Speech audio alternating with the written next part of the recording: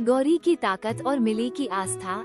एक छोटे से गांव में एक प्यारी सी लड़की रहती थी जिसका नाम था मिली।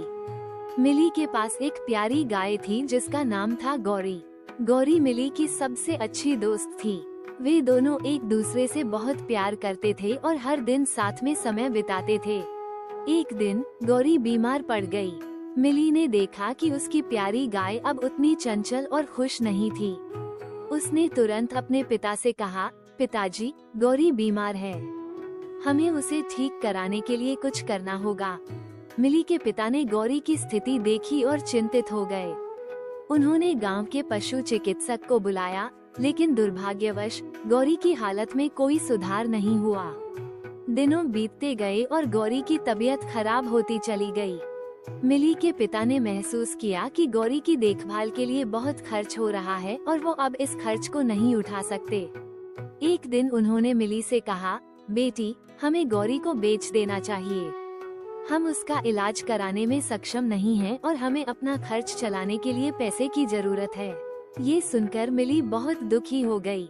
उसे अपनी प्यारी गौरी को बेचने का ख्याल भी बर्दाश्त नहीं हुआ।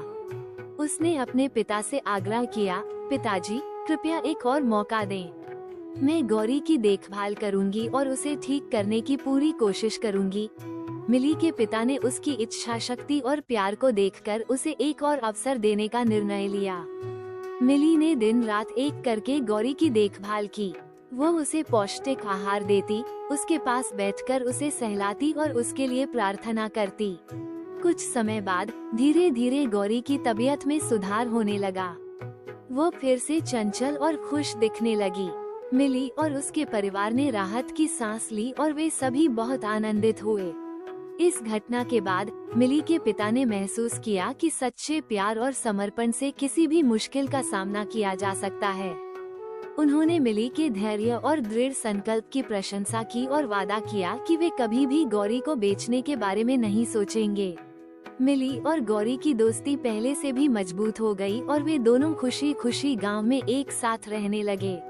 इस कहानी से हमें ये सीख मिलती है कि सच्चा प्यार और समर्पण किसी भी बाधा को दूर कर सकता है।